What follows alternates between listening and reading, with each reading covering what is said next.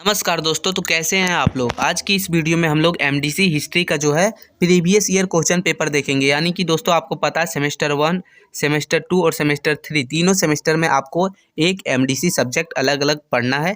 तो history MDC जिन्होंने भी सेमेस्टर 2 में रखा है उनके लिए ये खास वीडियो होने वाला है, क्योंकि इस वीडियो के माध्यम से हम लोग जो है प्रीवियस ईयर क्वेश्चन पेपर देखेंगे, यानी सेमेस्टर 1 का। ठीक है, तो ये आप लोग का सेशन जो है 23 से 27 है। टोटल 3 घंटे का टाइम मिलता है, 75 मार्क्स का होता है ना।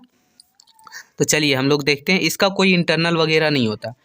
जो लैंग्वेज रहता है वो दोनों लैंग्वेज में क्वेश्चन पेपर रहता है। ठीक है, इसमें टोटल 2 या 3 खंड में बटा रहता है। ठीक है, ग्रुप ए, सबसे पहले ग्रुप ए रहता है जो खंड आ के नाम से जाना जाता है।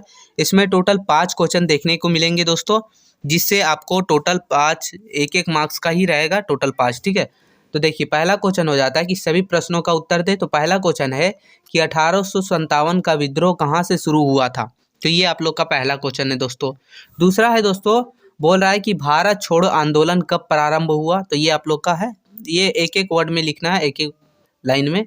तीसरा क्वेश्चन हो जाता है कि करो या मरो का नारा संबंधित है, यानी किससे संबंधित है, किसने दिया था ये चीज। ठीक है, आगे हम लोग का जो है अगला क्वेश्चन है दोस्तों, बोल रहा है कि भारतीय राष्ट्रीय कांग्रेस के प्रथम अध्यक्ष कौन थे। तो राष्ट्रीय कांग्रेस का जो है प्रथम अध्यक्ष कौन था, तो ये लिखना है।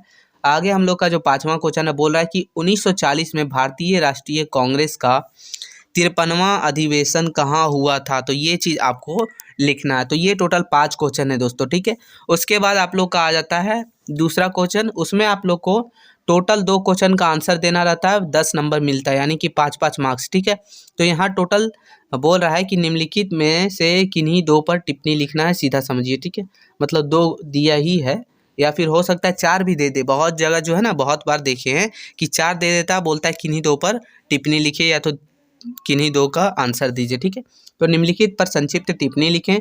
पहला है खुद्दीराम बोस, यानी कि खुद्दीराम बोस के बारे में आपको लिखना है, हर एक चीज़ उसके बारे में।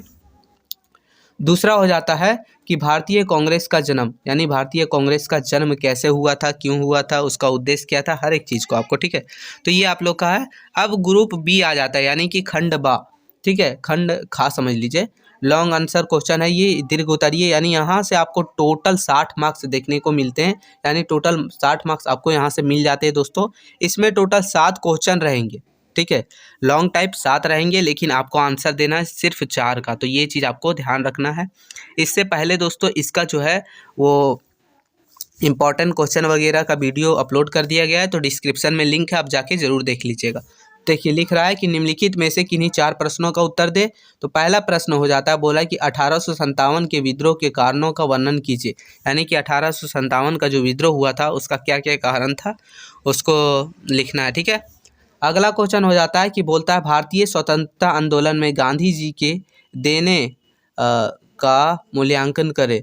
तो ये चीज़ आपका है, यानी कि गांधी जी की भूमिका जो भी रही होगी भारतीय स्वतंत्रता आंदोलन में, उन सभी चीज़ों को लिखना है।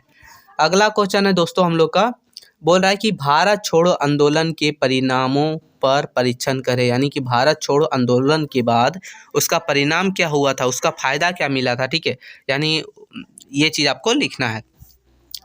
आगे हम लोग का क्वेश्चन है दोस्तों, बोला है कि सविनय अवज्ञा आंदोलन से आप क्या समझते हैं, इसे कहाँ तक सफलता मिली।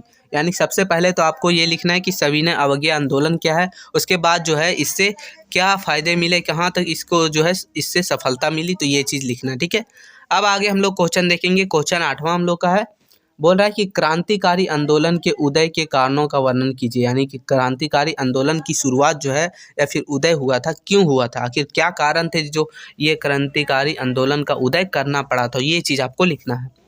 9वां नंबर क्वेश्चन है दोस्तों, बोल रहा है कि असहयोग आंदोलन के कारणों का वर्णन कीजिए, यानी कि असहयोग आंदोलन शुरू करने का क्या कारण था, क्या पीछे रीजन था, क्या चाहते थे लोग, तो ये चीज़। और 10वां लास्ट क्वेश्चन हो जाता है, बोल रहा है कि